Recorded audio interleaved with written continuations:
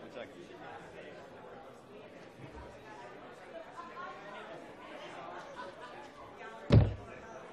Slow, man. Slow internet.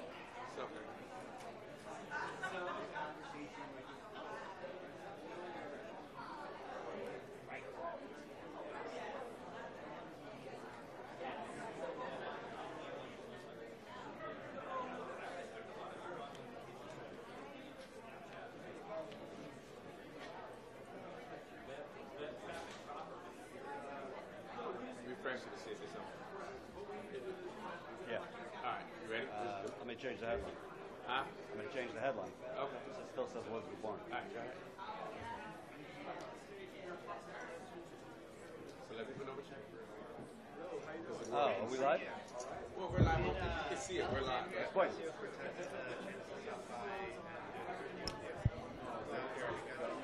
So this is Get in front of the Jordan. camera. This is Jordan's subconscious, and right now,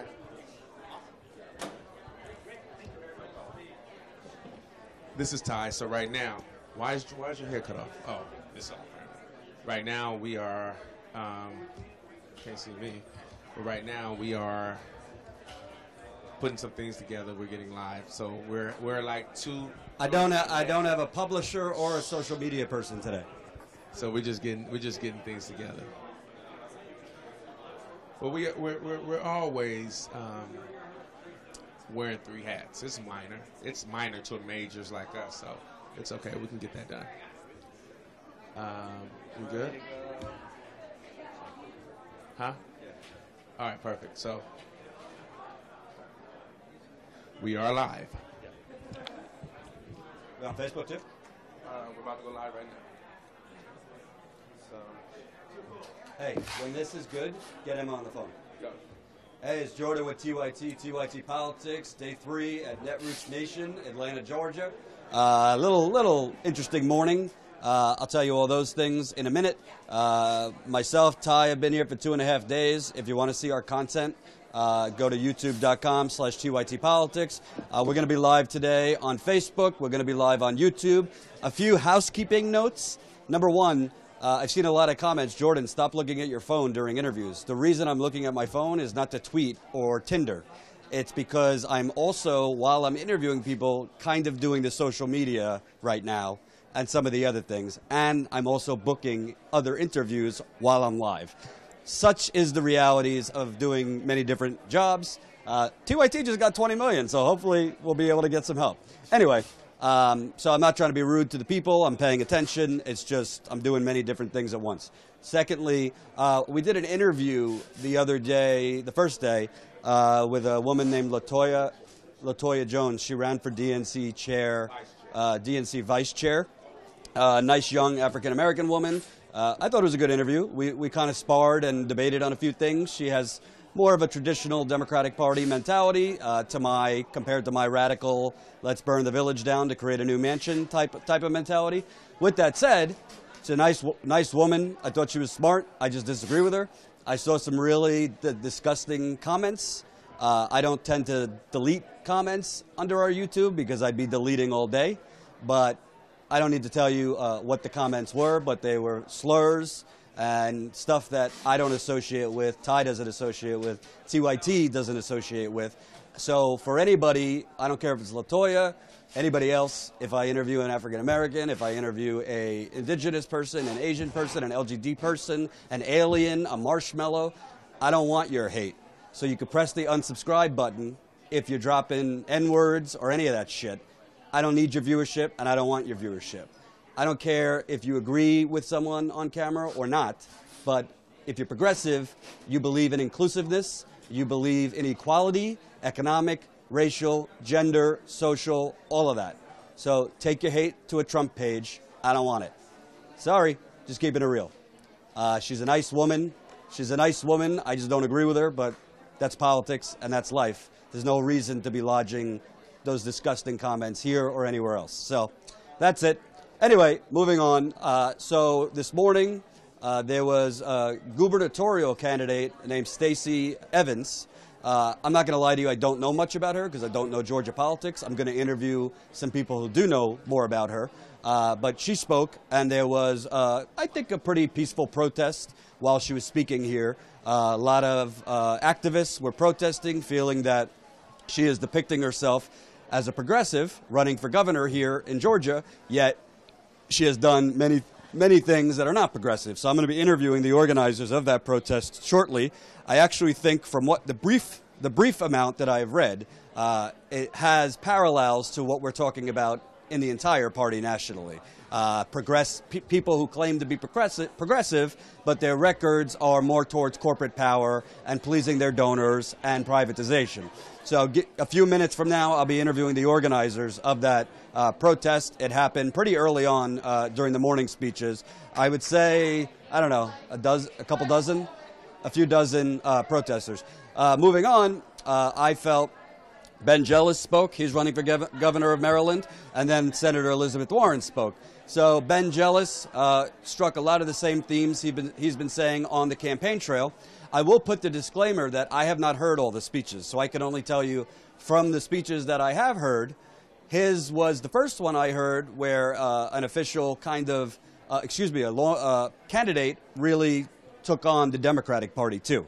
A lot of this conference, as far as I could see, has been anti-Trump, anti-Trump, anti-Republicans, which is fine. I mean, that's an easy target, and it's a right target. But if, as I always say, if you only focus on how bad Trump is, if you only focus on how bad the Republicans are, you're going to keep getting the Trumps, and you're going to keep electing Republicans. Because if you're just running against something and you're not running for something, you're just running. So Ben Jealous said several things I liked. I'll just go through because I was live tweeting some of it. Hold on. I'm going between my page and the TYT Politics page. If you don't know, Ben's done stuff with the TYT quite a bit. He's done interviews with Nomiki and Naomi LaChance and a few others. I'm hoping I could interview him today, but he's, obviously doing interviews throughout the day here. So Ben said, if the Democratic Party is looking for a formula for victory, I'd suggest we run as Democrats. Republican light just don't work. And I like that. He's not naming any specific names, but he's certainly not talking about Bernie Sanders. We know who he's talking about. He's talking about the party establishment. He's talking about what we just saw in 2016. I think a lot of people weren't necessarily voting for Donald Trump because they liked him. I mean, I met a lot of these people, but they just felt, I mean, there was like the Clinton derangement part of it, where people just hate the Clintons and Hillary Clinton for years, but there's a lot of people who just said Hillary Clinton's the same old. And Trump, I don't know if he's full of shit or not, but like, we need something different. So I think what Ben Jealous is trying to say there is like, you got to run as a Democrat, and he's talking about a Democrat, capital D, like the FDR-esque Democrat, not the Bill Clinton, Hillary Clinton school of Democrat. That he doesn't have to say their names. That's what he's talking about. So he also said something else I liked. One second. Oh, I'm not leaning towards the left or to the center. I'm leaning towards the people. It's a little bit of a bumper sticker, but I like it. Because honestly, if we've learned anything from 2016, a lot of the people who voted for Trump, I don't want to mislead you. There were a lot of racists. That was definitely there. But there were also a lot of people that after you asked them, do you want, if not Trump, who would you vote for? I was expecting Ben Carson or Ted Cruz or one of these other maniacs. And they said Bernie Sanders. So the populism and progressivism, there's a lot of policies that Bernie Sanders' wing of the party and Elizabeth Warren, who I'll talk about in a minute, are putting forward that crosses party lines. Republicans have been against the bailouts. Republicans have been against sweetheart deals and corporate welfare. More Republicans are now saying tax the wealthy. More Republicans are now, 46% in a new poll, are for Medicare for all.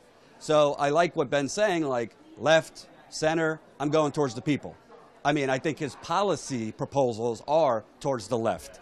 But I like what he's saying. So another thing, before I get to Elizabeth Warren, I'm just going to tell you because I've noticed it. Again, I have not heard every single speech, so I'm just telling you what I have seen and what I have heard and what I have not heard. It's possible what I'm about to say is wrong because I haven't heard every speech, but I'm going to tell you as far as I'm concerned, all the speeches I heard today did not mention indigenous people once.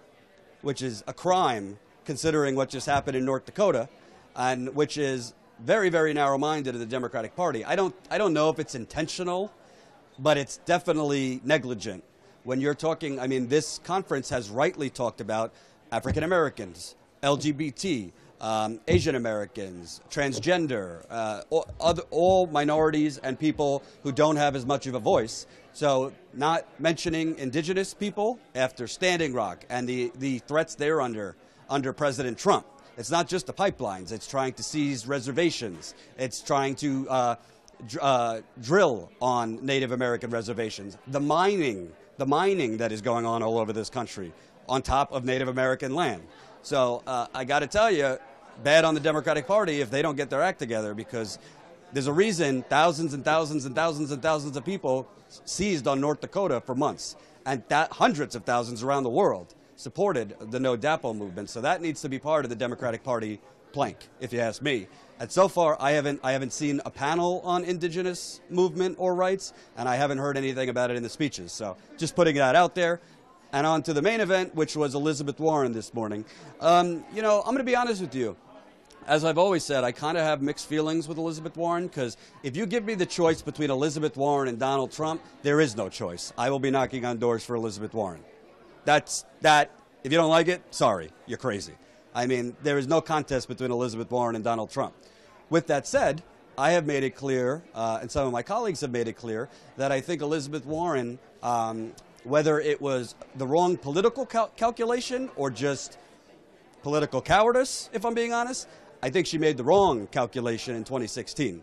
Because the bottom line is, whether Bernie Sanders was going to win or was not going to win, that was a moment that if you are a progressive, if you care about the issues Bernie talks about, which I think she does, that's where you put politics to the side and you say, I'm going to endorse this man.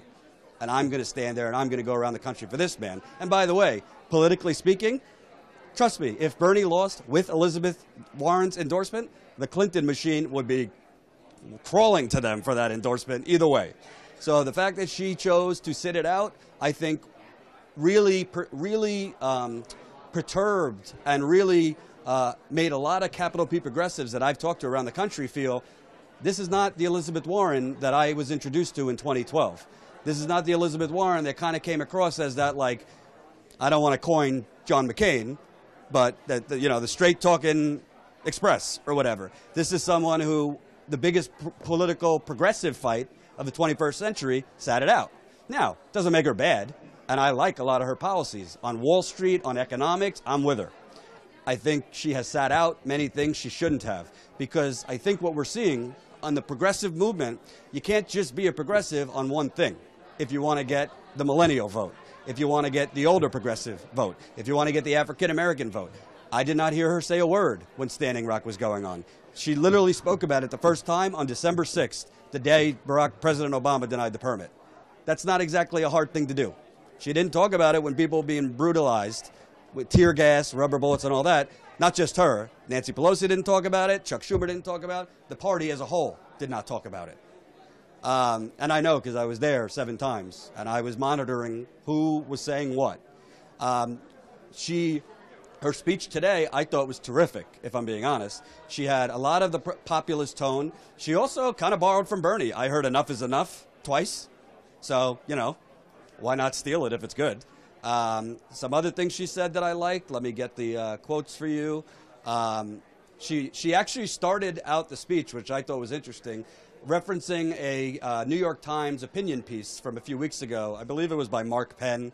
He was a Clinton pollster. He's a neoliberal hack, if you ask me, who basically headlined the story, Democrats need to move back to the center. And it was actually largely slammed from all sides. And she basically said, we're not moving back to the center. And then she gave explanation on all the things that we are not moving backwards on, like economic equality and police brutality and climate change. And she gave a laundry list of things. So I thought that was very strong. She also, frankly, she didn't name names, but she was critical of the Democratic Party establishment. She said, she said, essentially she was saying, we cannot be the party anymore that cozies up to Wall Street. We cannot be the party anymore that says we're for Medicare for all when we're a candidate, but then we, quote, chicken out when we're in elected office. That's the strongest I've heard her say. She recently came out strongly, boldly for Medicare for all, but now she's actually, it's like with a relationship, you know? First, like, you do a little casual flirting, then you step it up, and then like, hey, you want to come back to my room? So now she's really stepping up her talk on Medicare for all. Next, she might name names. I mean, she's subtly talking about the Nancy Pelosi's of the world, who used to be for Medicare for all, but now say, oh, it's not possible. Oh, it should go to the states, and kind of like the neoliberal conservative argument. So she's coming out strong for Medicare for all. She also, I thought, had a lot of strong statements about the fact that we don't need to choose between the white working class and African Americans and LGBT and all that. We could have, you know, what was the quote? She said, Democrats can care about both the white working class and black parents afraid their kids will be shot and killed. I mean, that's just common sense. Of course we should care about both. And by the way, as I've always said, Ty can comment on that, the treatment of African Americans in this country is connected to economic injustice as well.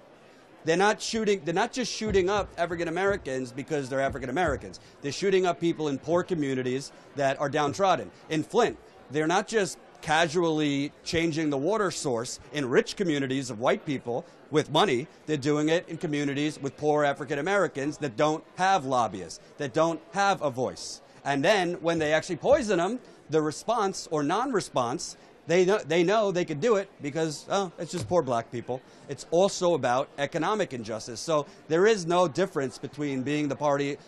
It should be the party of the working class. Because let me tell you something. There's a lot of black working class people. There's a lot of Asian working class people, indigenous working class people. Let me tell you, I did a round table in Detroit last year with UAW workers. The whole table was African Americans. So black people work. Black people have middle-class jobs, and they want progressive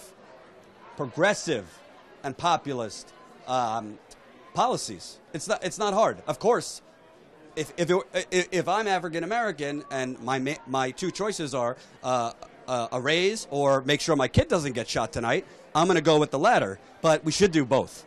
And we talked about a little in interviews yesterday. The numbers are now kind of, you know, they say African-American unemployment is now down to a record low in recent decades. I don't know what the hell they're talking about because I go around the country and that's not what I see. So like the unemployment number for the whole country, that's down to 4.3%, I believe. Artificial, if you ask me. It's a lot of part-time jobs. It's a lot of people working multiple jobs. It's a lot of freelance workers. That's a lot of people with shitty health care. So let's talk about the types of jobs people have, not just an artificial number. And the Democratic Party, as I spoke to other people, I spoke with Kimberly Ellis about it yesterday and some others, the Democratic Party needs to get out of New York, out of D.C., out of these conferences and go to Flint, Michigan, right? And go to Minnesota where they're blocking minimum wage raise. And go to Alabama where they're blocking a minimum wage raise. And go to these places, whether it's environmental genocide, whether it's attack on economic justice, whether it's attack on workers' rights, get out into the country. And credit where credit's due. Keith Ellison and Tom Perez, they've gone to Flint. I do know that. I think they've gone to a few other places. You could question their motives, but the bottom line is they are going. So that's a step in the right direction. So overall, if you've been following what I've been saying here, listen, this conference, it's establishment. I'm just keeping it real. It's an establishment conference. There are progressive pockets. I've tried to interview the most progressive people I could find, which a few of them are coming on now. But I think it's important to actually show you these conferences. It's not exciting as like the People's Summit. There's not as many like grassroots progressive activists here. There's more professional politician or professional political workers here. But I should show you what the establishment looks like. It doesn't mean they're bad people. It just means we got to give them a kind kick in the ass to get them over to our side. So that's what we're going to do. I'm going to have some folks come on now who were really instrumental in the protest this morning. They organized a protest against a gubernatorial candidate here in Georgia, Stacy Evans. I am not going to bullshit you. I don't know Georgia politics, and I don't know Stacy Evans that well. So you're going to have to tell me what policies of this gubernatorial candidate, and I believe she's now a state representative, correct? She is currently a state representative. So yes. tell me about what groups you guys are from, why you wanted to protest her, and how you think it went. It looked to me like there was at least like 24 protesters. Approximately, yeah. Yeah. Yeah. Well, Jordan, thank you so much for taking time to talk to us. Sorry, tell the audience your name. My name is Anoa Changa. I'm host of The Way with Anoa, formerly of the Progressive Army. I am here. I'm located here in Atlanta. I work with several different groups across the country, and I'll let my other folks introduce themselves as well. Yeah. Hi, I'm Tracy Quarter, host of That's What She Said, and also at CPD Action Fund. I'm Mundell Robinson, and I'm black. We got you. Love it. So tell me about Stacy Evans. What are the policies? Because to me, without knowing her record too much, I'm seeing a lot of parallels to like Hillary Clinton and other candidates like that who are running on I'm a progressive, all these, but their record might not match that. Well, I mean, the big overarching issue is that we've had this, this conversation, whether it's been in independent media, you're aware of this, whether it's in independent media or these progressive spaces about who is a progressive and who isn't. And there seems to be a litmus test that is only applied to certain candidates. And I'm not opposed to holding people accountable to the values that we all say that we support as progressives, but education has been made an issue in this race.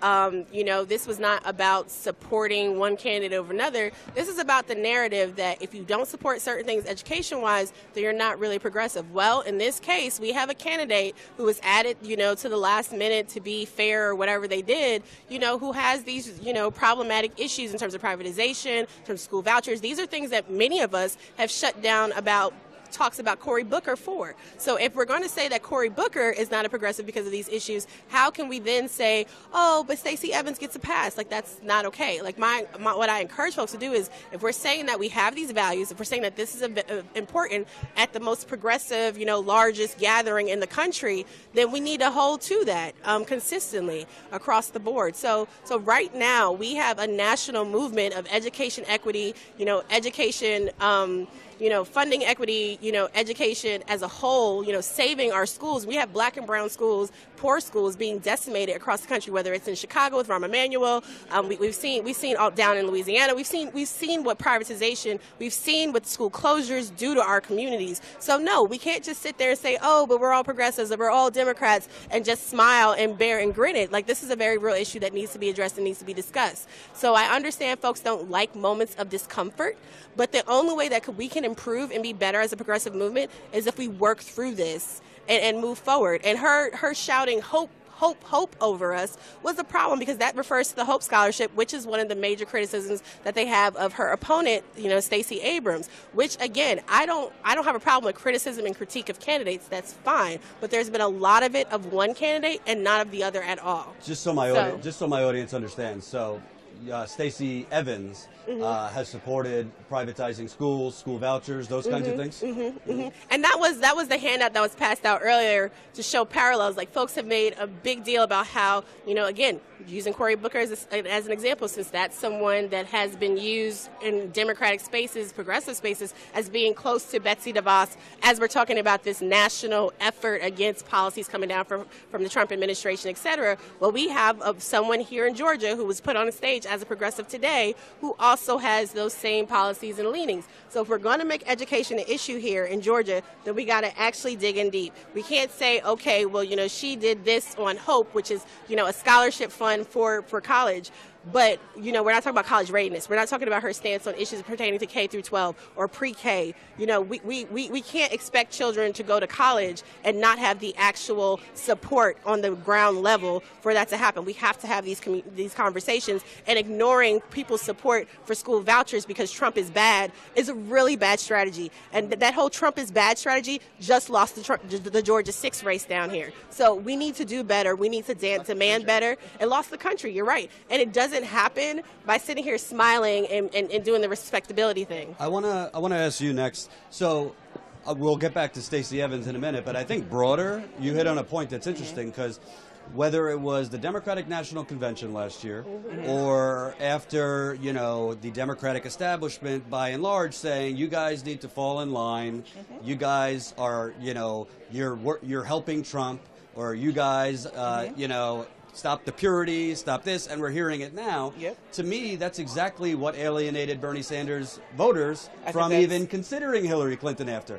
I can't tell you, I was covering the DNC on the ground there, and the way they treated, it wasn't all Hillary Clinton's campaign, the DNC, all that, the way they treated delegates at the DNC, the way people were treated on social media by more Hillary establishment backers, it's almost like, no, do not speak out on policy. Right. Do not speak out, because then you're working against us. And I think that's alienating the grassroots even more.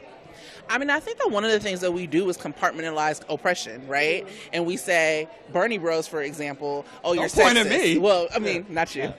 But I've actually been called a Bernie bro, which I was confused about. But, like, we will talk about that, which is rightful. Like, we should talk about sexism within the party. But it cannot be a Bernie Sanders problem. It's a Democratic Party problem. It's a progressive problem. The same way white supremacy is not just a Republican problem. There's an issue when we are shouted down here at Netroots by white folks who claim to be progressive, who purport progressivism, who are shouting at us because we've embarrassed them, because we didn't get the mic, because we didn't get white permission to get a mic, right? So we can no longer compartmentalize oppression, and we're saying trust black women because we are the backbone of not just the Democratic Party, because to be clear, we're the backbone of democracy. Right? Preach. And so that was a Noah's line. I like that. I took I like that. But yeah, I mean, so we're telling you to trust us because we have seen this before, and we are leading national movements and national spaces around education equity. And so you have someone like Stacy Evans who's getting on stage. How are you progressive in getting on the same stage as the NEA when the NEA has literally put money in Georgia to fight against the policies that you support?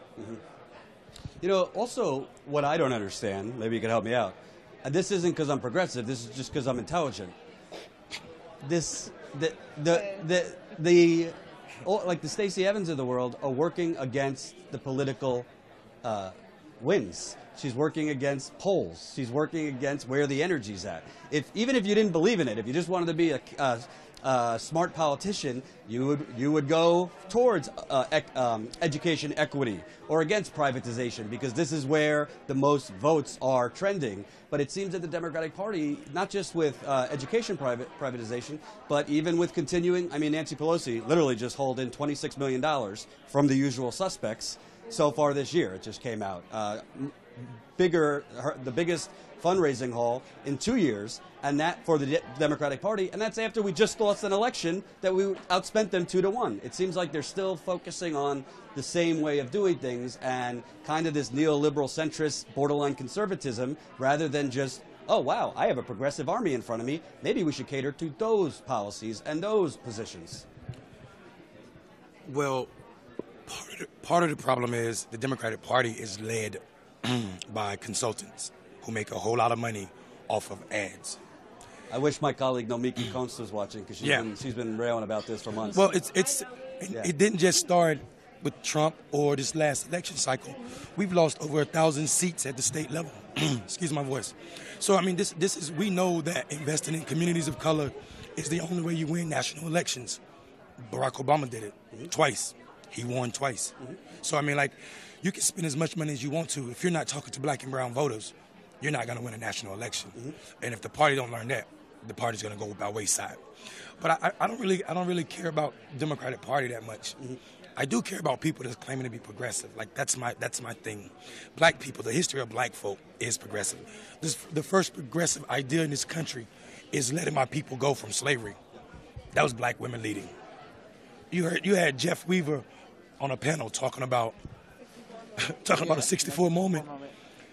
How the hell can you have that space and not recognize what's going on here in Charlottesville and all over this country? The Democratic Party, the progressive movement, if they don't have a litmus test and it's written by people that look like us, especially these women, then we're going to continue to lose elections up and down the ballot. Yeah. And I think that also it speaks to, I mean, we always come back to, like, letting black women lead. And so if you don't have black women who are in charge and making these, like, moves and these, like, decisions at the top of the party, then it's not going to be reflective of the community. So we have really dope black women who do really dope things. And if they're not being, and black brothers. And if they're not being included in the conversation, and not only included in the conversation, but allowed space to lead the conversation, because a lot of times what you hear is people wanting black folks for the sake of black folks, but not our ideas. So they want us to parrot white ideas to be like, oh, okay, that sounds right. But if we're not asking people, what is your experience? And we're not actually centering people who are the most impacted by the things that we're passing or trying to pass, it's not going to work. Well, let me just keep it real. And I'm sure you've seen this, but this is what I've seen in the Democratic Party, in politics in general, but especially the Democratic Party.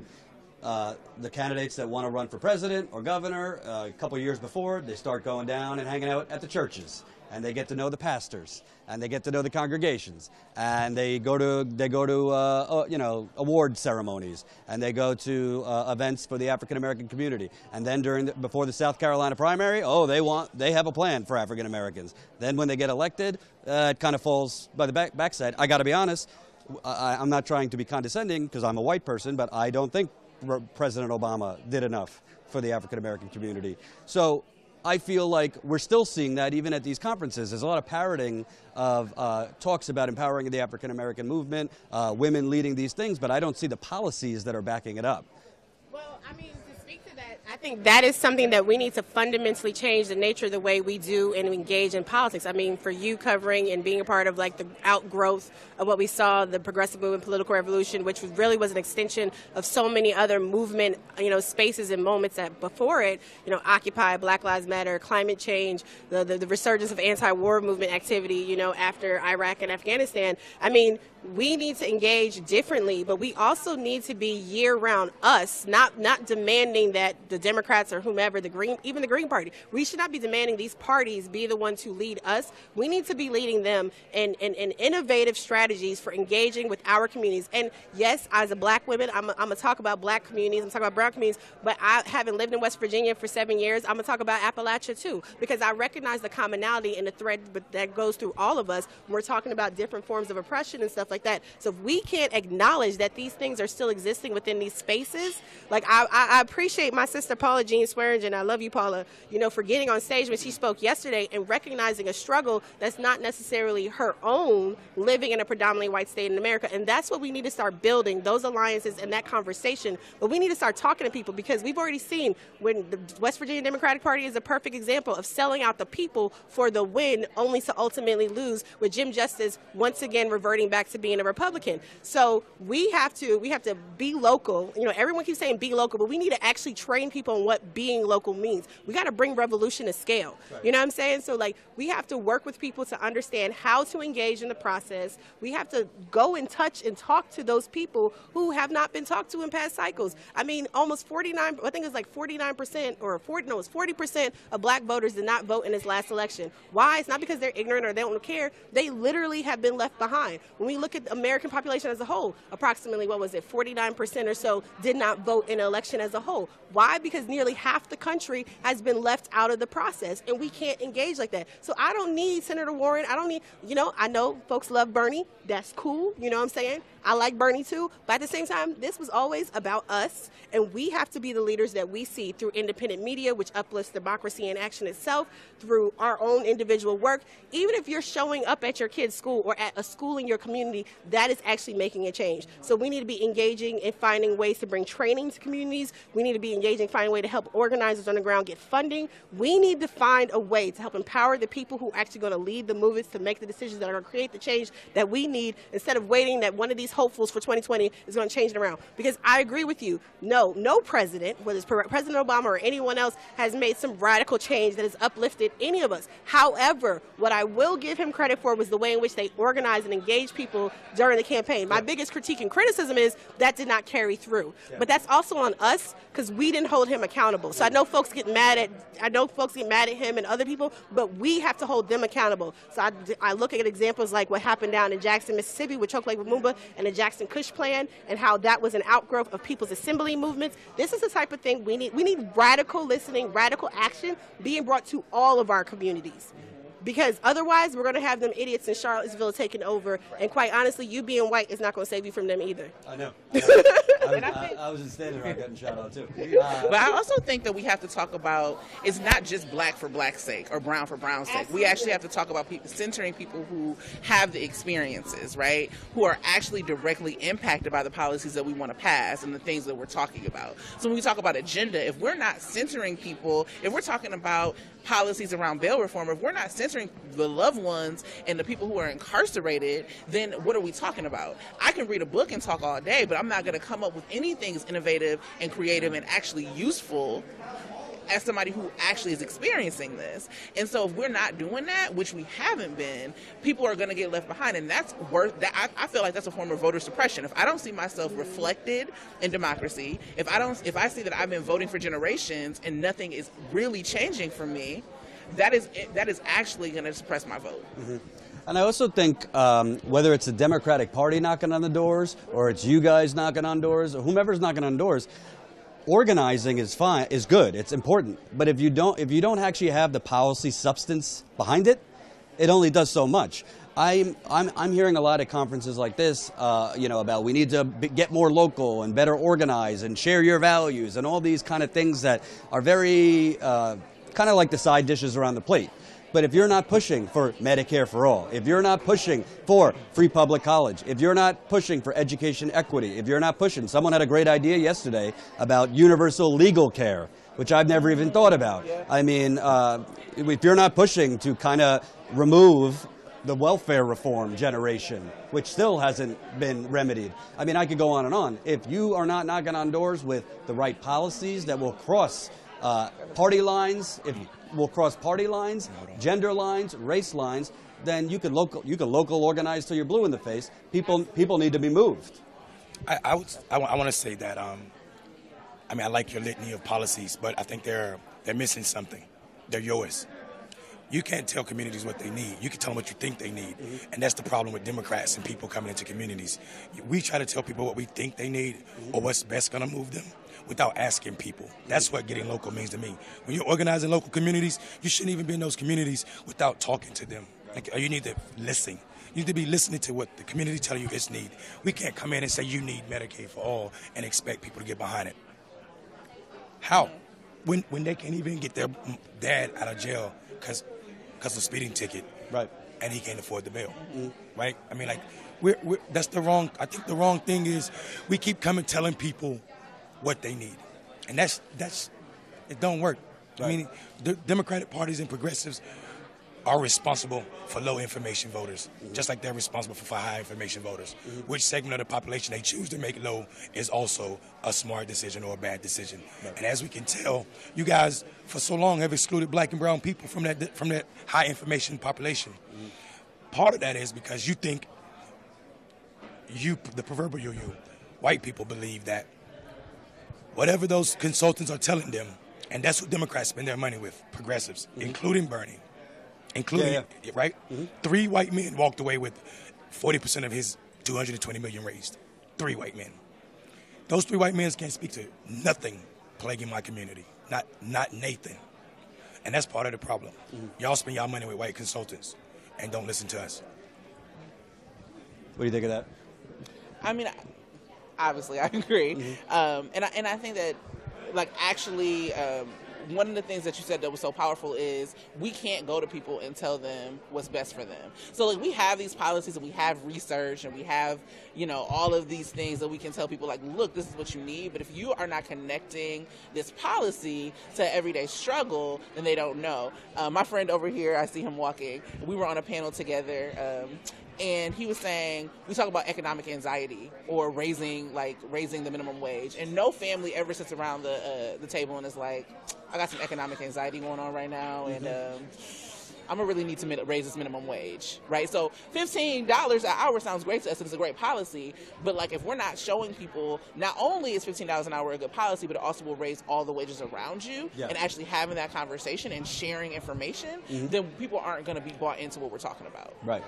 And can you guys, I've been to Flint a lot of times. Ty's been with me too.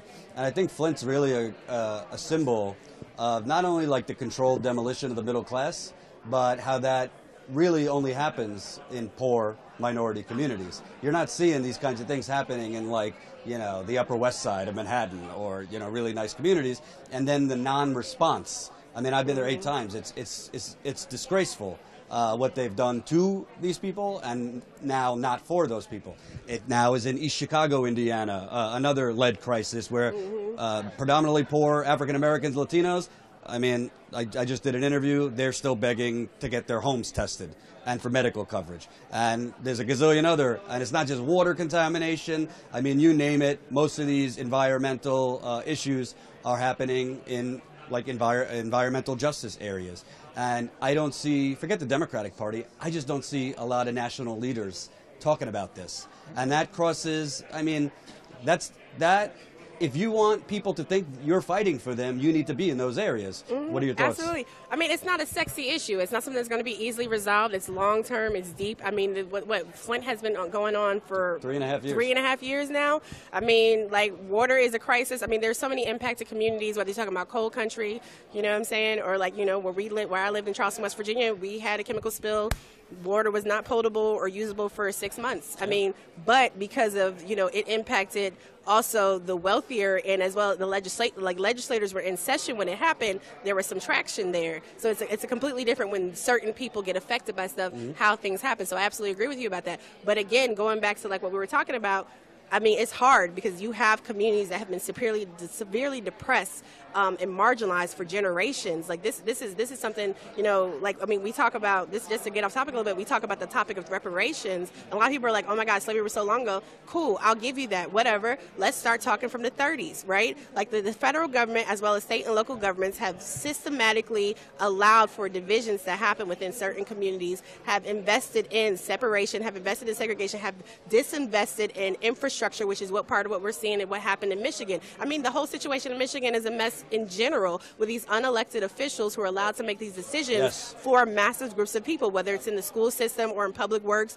or whatever the case may be. But we're starting to see stuff like that happening in other places. We're seeing issues happen in Illinois, with Illinois going for so long without a budget, and that, again, negatively impacts. I mean, we can't forget that it impacts negatively poor white communities too, because we really got to help start bringing folks in instead of letting them still be divided like it's a us-them type of situation, because, like, what is affecting us disproportionately and effectively, you have these pockets, these poor white communities too, because when we look at what Fred Hampton did, when we look at, tenant farmers, unionization, organizing work back in the 20s and 30s as well, like, there were massive movements to bring people together to address systematic oppression where it existed. We need to decolonize these spaces and bring folks in with us instead of allowing the powers that be to continue to divide us on these issues. And I know a lot of folks think that when you talk about matters of race and racial oppression and whiteness and white supremacy, that's being divisive, or people get their backs up and it's really uncomfortable. We have to work through that conversation, because, quite honestly, I can't sit here and talk to you about Flint without acknowledging, like again, talk about Paula, what's going on in the southern coal fields, like 7 hours away. Or like you said, East Chicago, Indiana, you got the same thing happen in different parts of the South. So, like, we have a very, very real issue here in America, and we have to stop being, well, we're progressive and it's okay, and that's so bad, let's send money. And then once, it's no longer in a news cycle, a lot of people are back in their comfort zone onto the next issue. Like, we have to, the limousine liberals and the prissy progressives, got to get on board, like Ben Jealous very astutely, adjusted. I don't know if that was a part of his speech originally when he said lean into the people, or he was adjusting from what happened this morning.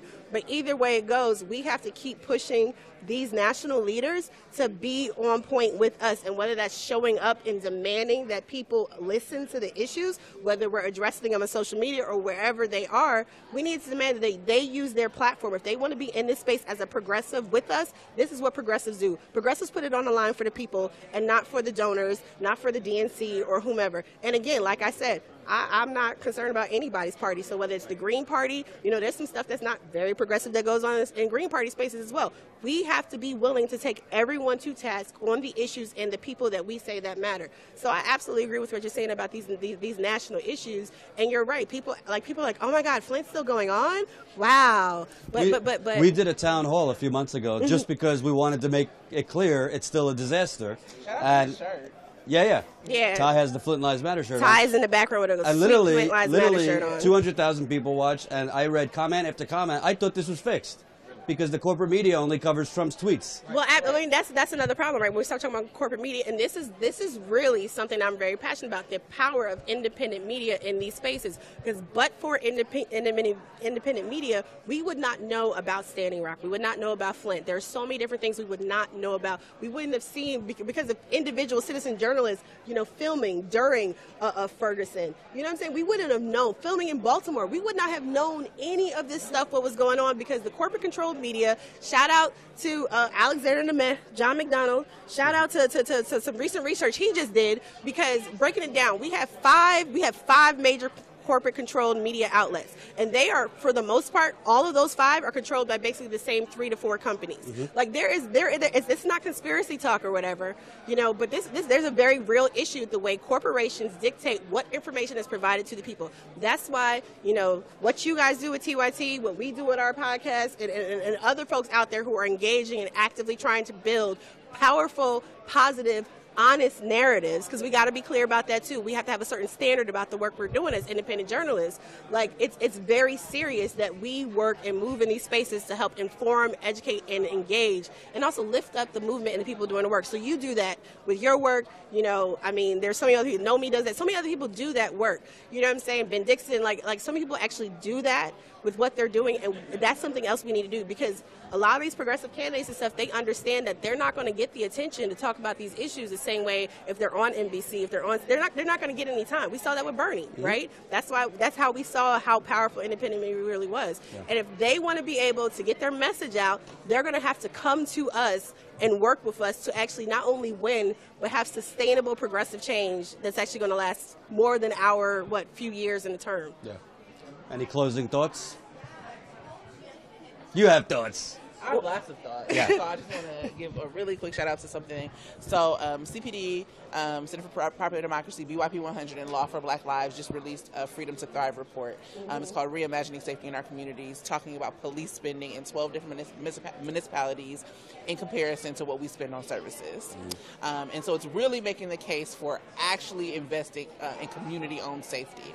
And so when I talk about talking to people, I know I have my own opinions about policing, and it's very easy to go to someone and say, this is what it is. I was in Philly knocking on doors with a group, and I was talking to a young man, and I asked, what will make you feel more safe in your community? It was a black man.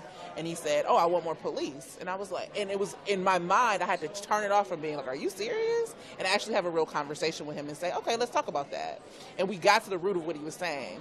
And at the end of the conversation, I got him to talk about having living wages and having after-school programs and good education in place of police spending. But that was a conversation we had to have. And I couldn't discount his experiences, because his experience is, if something happens over here, I have to call the police because there's nobody else to call.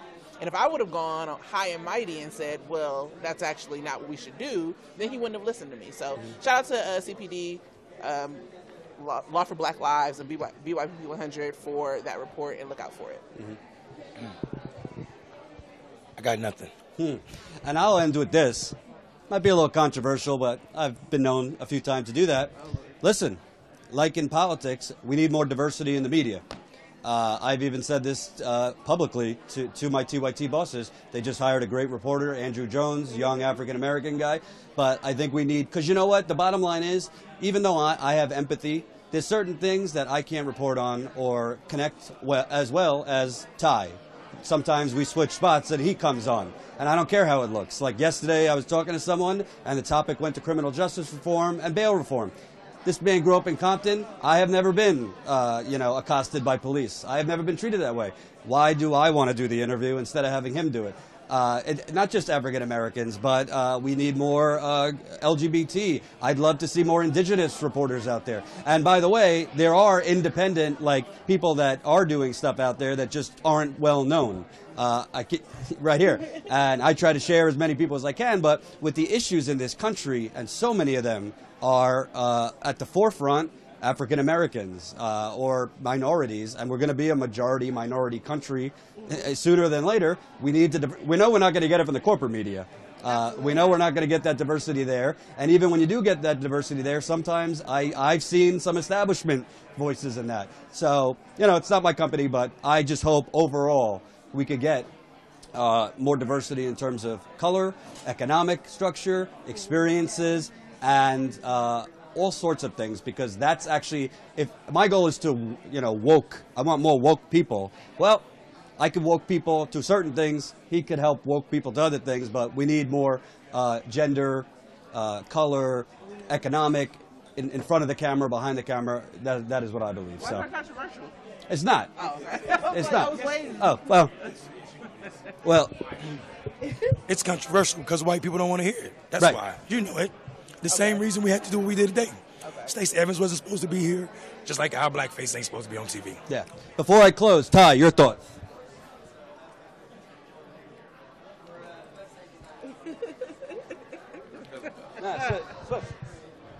Oh.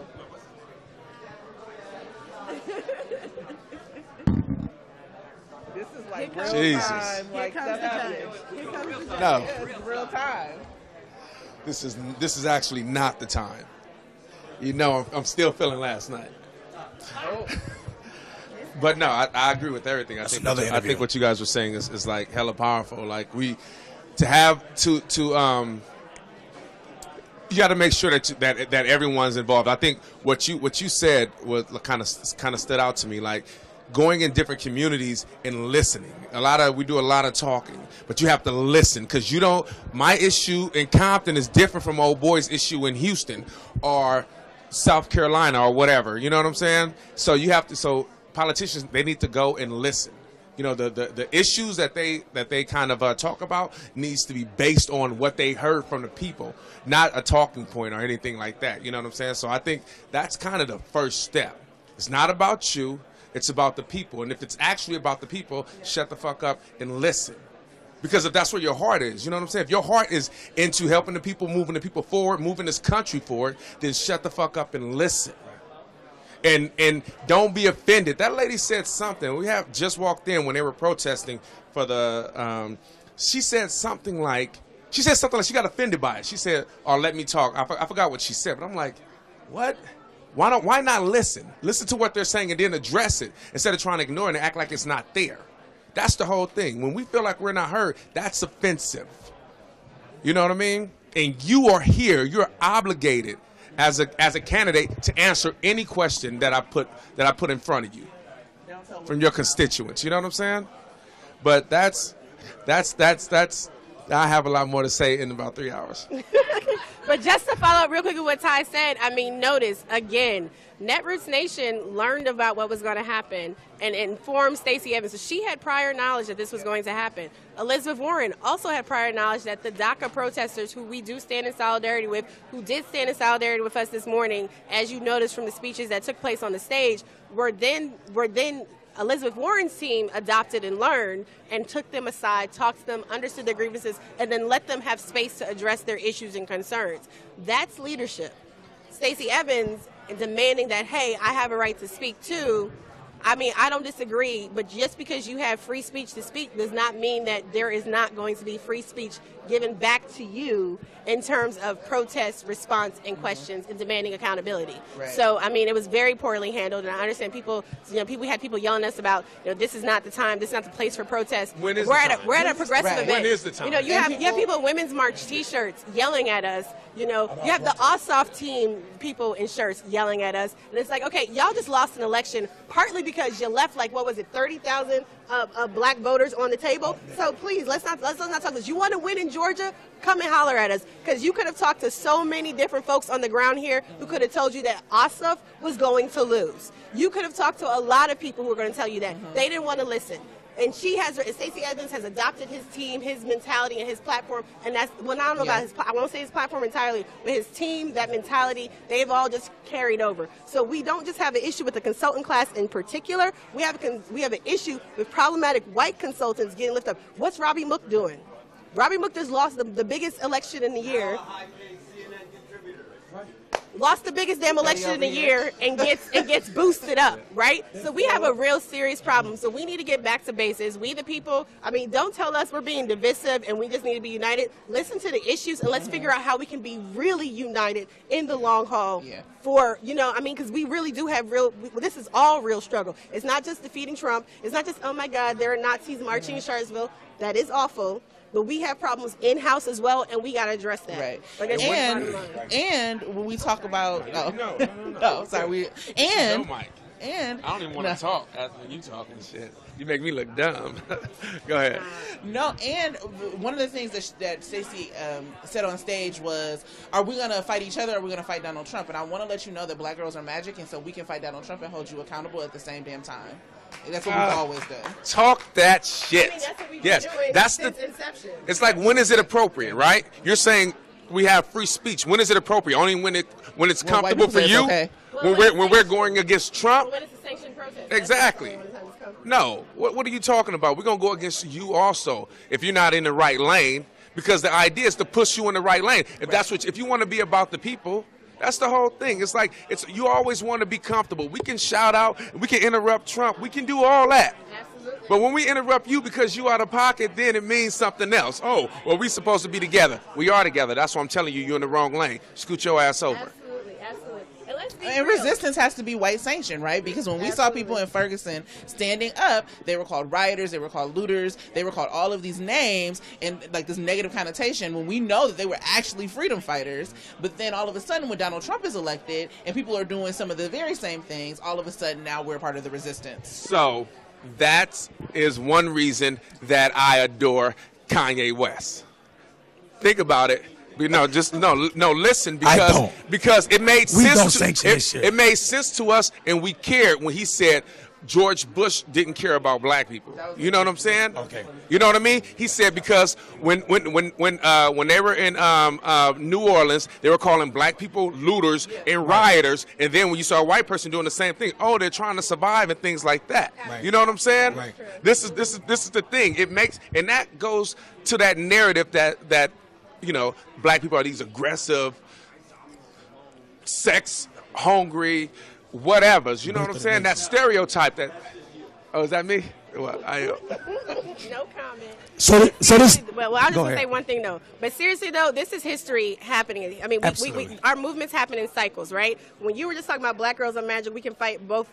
Ida B. Wells had to go through the same thing. When you look at the women's suffrage movements and the racism that she experienced within the women's suffrage movement, while also simultaneously within her own allies, people who would be friends of the black community in the late 1800s, early 1900s, having to fight back against them and them trying to shut her down. She simultaneously had to work against, white racists, active open racists against anti-lynching and other things. So this is I mean, Fannie Lou Hamer, we had a panel, like you said, of 64 moment. This is a 64 moment, but not in the way that people are presenting it. Fannie Lou Hamer had to give testimony in 64, and it took Lyndon B. Johnson and his little fake news conference to get cameras off of her as she spoke truth about what was happening in the very deep South by Democrats in terms of the vote. And people can say, oh, those Democrats are now Republicans. That don't matter. Them Democrats are your daddies and your granddaddies and your aunties and your grandmas and stuff like that. And sheriffs. I mean, we had, And Ella police Baker. chiefs. I mean, there's so many different people who have, Shirley Chisholm, Barbara Lee. We have had a historical presence in these spaces, and we have had white supremacy also in these spaces. And I know folks are like, oh my God, no. No, seriously, just listen. Depersonalize it, right? It's not that I hate you. It's not that I think that you're bad or wrong or anything. We really have to have an honest conversation about how we center problematic white voices within our movement. Well, problematic voices, period. Not even just white. Problematic voices, period, right? We have to talk about that, whether it's the progressive movement, whether it's third-party spaces, whether it's in the Democratic Party itself. We have to talk about that. We have to be real about it because there's no way that we're going to truly move forward what is happening right now. We're not going to be able to resist or defeat Trump if we're not looking beyond Trump to the systemic issues that actually are underpinning what is America in itself today. So it's so great. We can all go to DSA and we all can do this, that, and the other, but we need to be able to talk about the issues that are across the board affecting our movement as well. I mean, that's just real. Exactly. And with that being said, we're going to go ahead and wrap this up. I think that was a good way to close. You're killing it. All right, so we'll be back. We're here. I think we're just here. This is the last day. No, I think they got a little something tomorrow, but we'll be here all day. Follow us.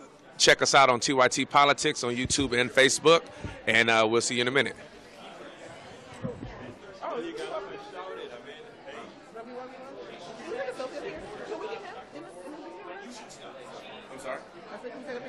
Oh, yeah. Jordan.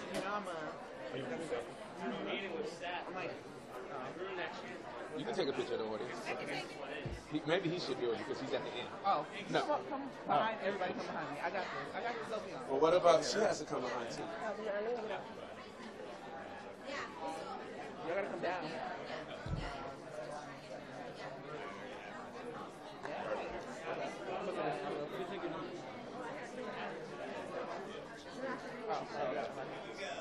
That was great. Yeah, I'm gonna cut that up into a few different videos for YouTube. Yeah, that was great. And shout out to like Is this actually going to be a panel on TYT right now? No, we just did it for like an hour. I missed it. Can I Yeah. watch the live stream? Yeah, it's on Facebook. It's on Facebook. Was it amazing? So we're going to... Did you blow it up? Let's, Good. That's what I wanted to know. it's 10 minutes, and I'll time it, okay? Let's not keep doing it on YouTube, because if we keep doing it on YouTube, we're not getting this space. shout out to like Facebook, and So then, right now we'll do Facebook, okay? and I got to publish it. shout out to the young guys who like brought us over. Okay, so let's do that in a minute. Let's let it ride. Let's knock this one out. And then you got one more with the guy that won the election from Black Lives Matter. You want 5 minutes? Okay? I haven't even been Let's eat for 5 minutes. Go wait. Let's see it. If we don't eat now, we're going to be eating in 7 hours.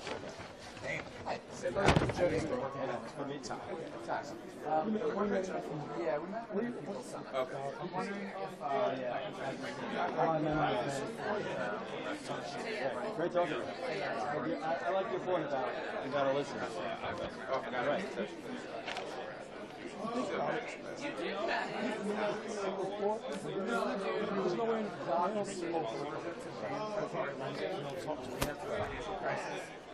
I agree.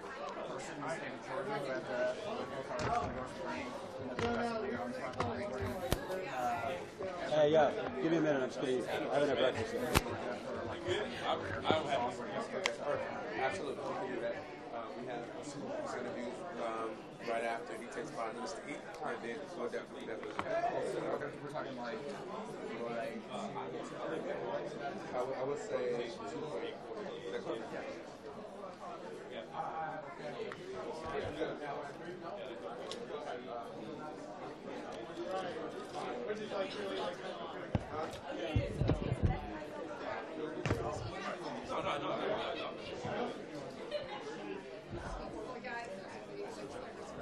Once Jordan gets...